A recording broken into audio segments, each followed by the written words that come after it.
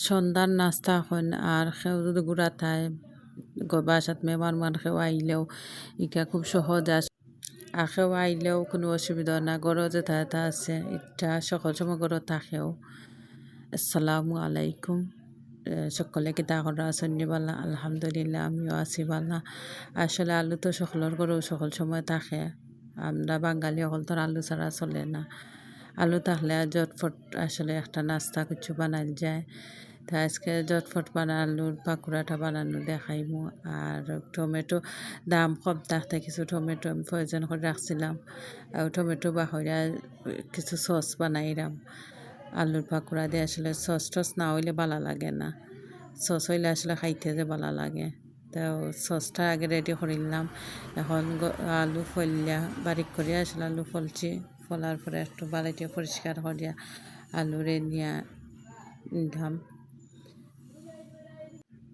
সসটা বালা থাকা লাগে একটু সিরকার মাঝে ময়দা একটু দিলাম, ময়দারে গুলিয়া দিলে সসটা আসলে ঘন হয়, আর থাকলেও কয়েকদিন নষ্ট হয় না। আসলে একবারে তো খাওয়াও যায় না। চিনি আর শুকনা মরিচ খাটি খাটি দিছে, আসলে দেখতে সুন্দর লাগে। একটু হালকা জাল দিছি, তেমন জাল দিছি না। আর চিনি দিছি, একটু স্বাদ মতো লবণ দিলাম। আসলে আমার সসটা খুব সুন্দর হয়েছে। আরও ফাঁকি দিয়ে আলু কাটটা নিচ্ছি, আলুটারে এখন পরিষ্কার করে দইলাম। আর আলুর যে কোনো নাস্তা খাওয়ার আলুর যে একটাও বানানো হয়, আসলে বাচ্চারাও খুব পছন্দ করে আলুটা খায়।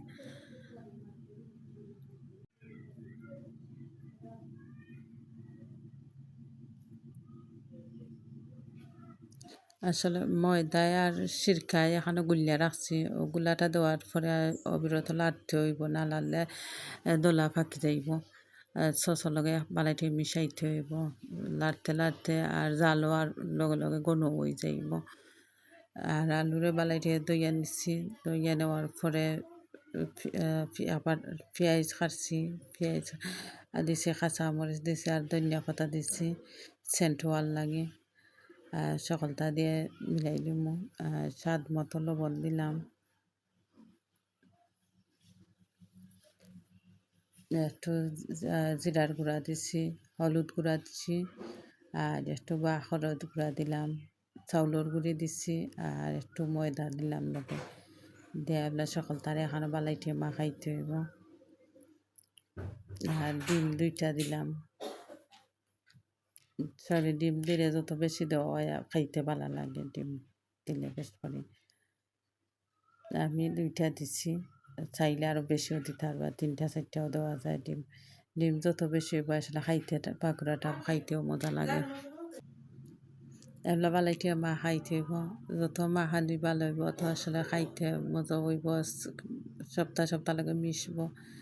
আর সুন্দর করে কিতাটা দেওয়াও যায় পাকুড়াটা।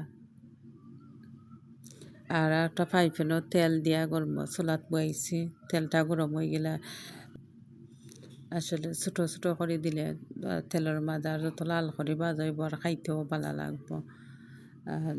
দেখুন আমি বাজাত বইছি,